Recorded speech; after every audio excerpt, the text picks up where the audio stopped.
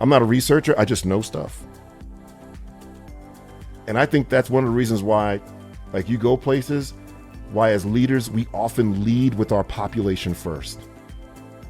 Oh, I'm at so-and-so school. We 80% black, 20% poor, the 9% the free and reduced lunch. Like, we start with that. You know what I mean?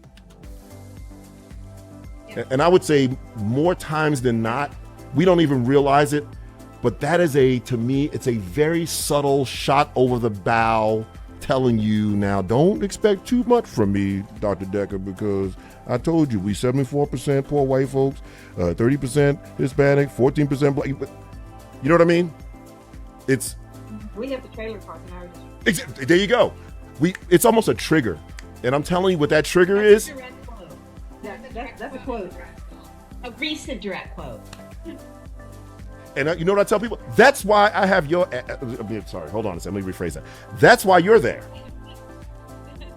When I coach my principals and they start whining, I said, what are you whining for? My kids don't have internet at home. I was like, you just wrote a grant for a Chromebook for every kid. And you got all-star internet at your school. You're there to level the playing field. I don't want to hear you whining.